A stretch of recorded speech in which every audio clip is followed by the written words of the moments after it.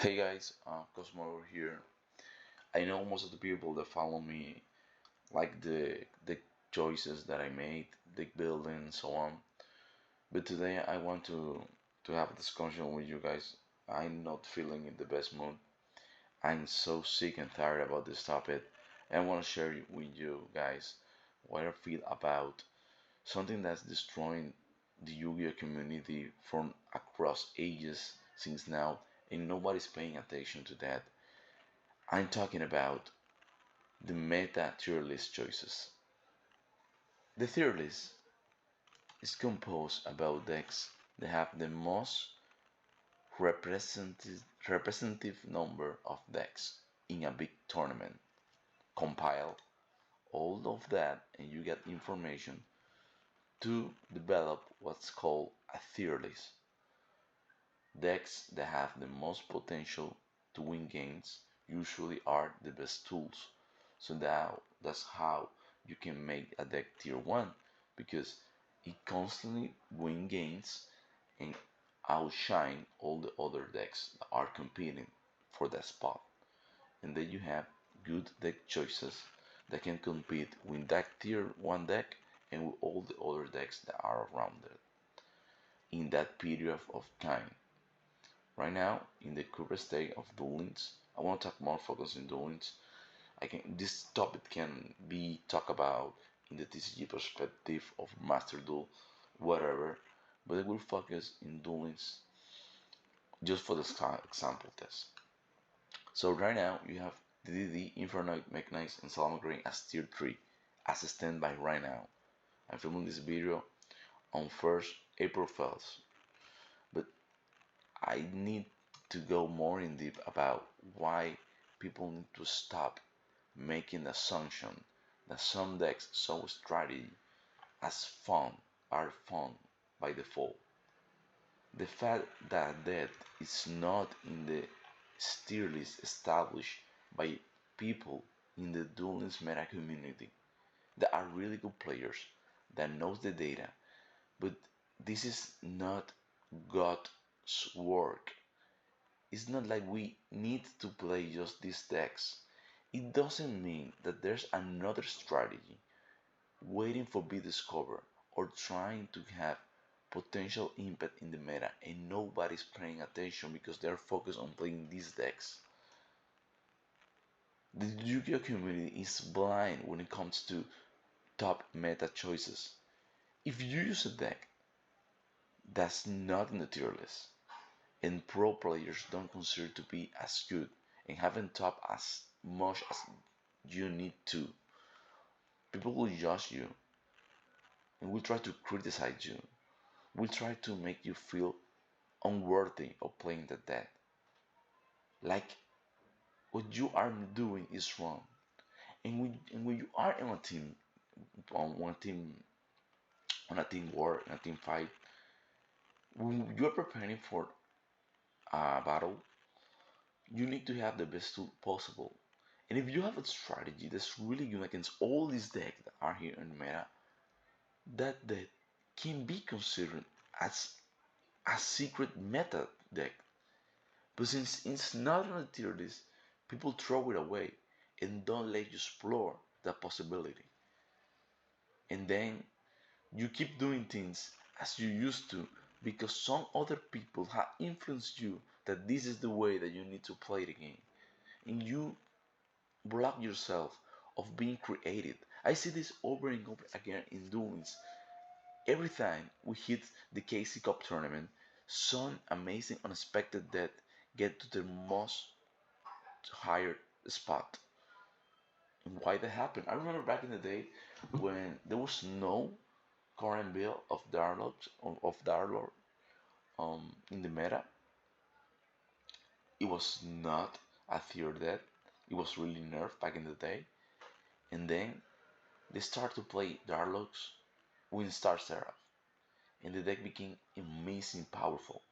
It ranked at #1 global. I don't remember if it was -1, the one that reached first place with it. But everybody were losing their mind when they saw that.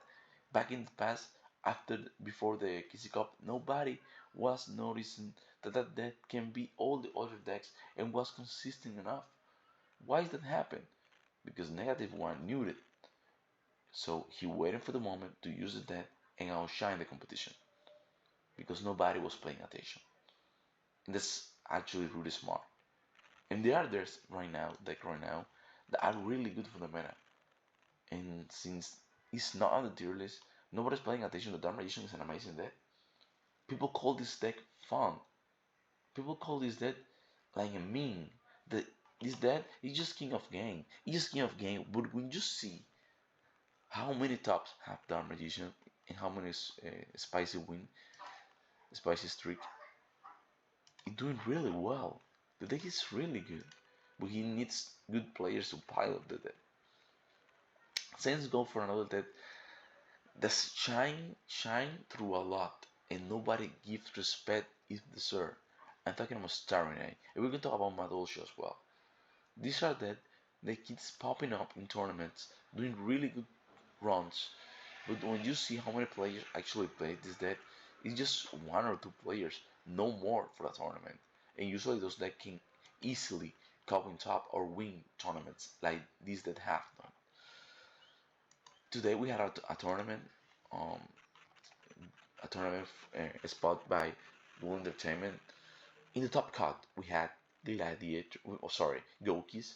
We have Starry Night, we have Madolche, and even Fossil was on the top 60. So how it comes that all this that needs to be fun are trying to outshine the meta. Why they can't win against Phantom Knight? It's simple. They are counter picks of the meta. And nobody has realized that. Why nobody is realized that? Because everybody keeps telling you the same. If it's not on the tier list, your deck sucks.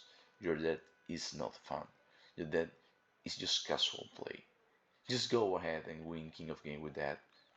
That's it. You can do anything more. But I will show you an example right now. Infernoid, that is an amazing deck, has just 4 spots this month. 4. Starry Night and Evolution have more top index than the Infernoid, and Infernoid is on the tier list. So why those decks are not yet in the tier list or are being respected as it needs to? Because people don't trust decks that are not in the tier list. Just by that, the meta is changing. Everything changed. And the moment we had a ban list, the moment we had new cards related, everything can change the way this game plays. And there's strategies that nobody pay attention are there to prove themselves that are worthy of becoming even maybe a tier 3 deck or something like that. But if you start making fun of all the strategies that your friends, that your teammates bring to the table because it's not until this, I'm sorry, but if you wanna keep the same result, keep doing the same. I'm not buying for that. I try to make decks that can compete to the meta in the best possible way. And yes, I have fun with those decks, of course. If you're not having fun while you're playing this game. But overall, this is spirit of creating something new, exploring something. It was separates people from casual players to competitive players. Competitive players can copy paste decks, but sure. But most of the competitive players, the best ones, are the ones that create the trends that other people follow through. And you can say, well, you need to have a big tournament win to do that. Yeah, a big tournament win can help, but it's not the only way to make people realize. If you make a good YouTube video, if you show people that your build is constant to bring wins to the table, to be against the meta, and you try it out and you have the same feeling, then you are making a change. Instead of trying to destroy people that play fun, because right now in the Yu-Gi-Oh community, if you play fun, And if you beat somebody that plays meta with a fun deck, they make fun of you. They try to make your win not as amazing as it needs to be. Dude, he's playing a deck that doesn't have the same win ratio that your deck, and you saying that you win because you're playing that stupid deck. You win because you were using a deck that nobody knows about. Dude, if you don't know what a deck does that beat you, maybe the one that needs to understand the one that is noob is you, because you need to understand most of the deck of the game to be able to compete at the most higher and top um spot of the competitive aspect of this game.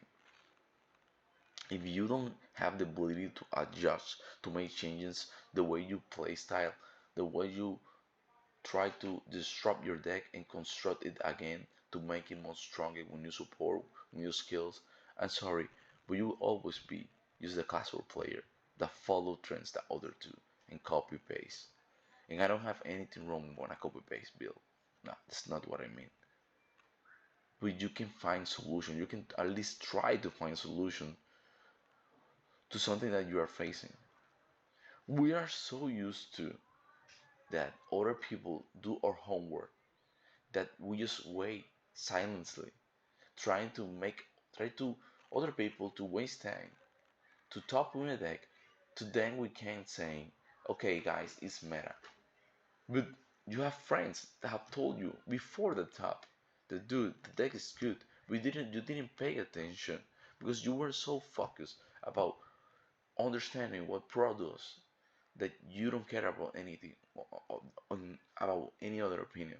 And I will end the video with this. You're the one that can make a change. You're the one that can choose what's the best strategy. You are a good player. You don't have to wait for people to give tips about how you need to play a deck or how. You need to have the same resolution and get to conclusion by yourself. You see a deck profile, you see the games. If you say, if you see that a deck does not work and you try it out, it's fine. Move on. But if the deck is good, don't fear to support this deck. Don't fear to show the world that that deck has the potential to be a good deck. And don't push people that play those kind of deck and beat you. All strategies are there to be used. This game is not about 4 decks or 5 decks.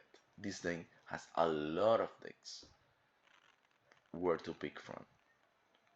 You need to respect your opponent, you need to respect yourself, and you need to understand that you can be beaten really hard with a quote fun deck. We just stop calling fun about decks that can destroy the meta. Those are rogues deck, and maybe you can put it in a tier 3 spot. And then all the other decks that are there in tier 3, maybe they can go up tier 2, I don't know.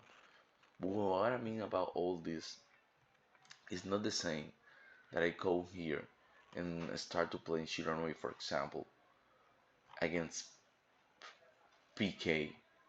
It's not the same. There's a fun deck versus a meta deck. But if you're playing Starry Night, that's a whole nother story. And maybe back more in the future, Shiranui gets support, and then Shiranui is the one that can beat the Final Knights. I don't know, but as things are state right now, we need to test decks and try to figure out what's the best counters deck that are there in the meta that can be good.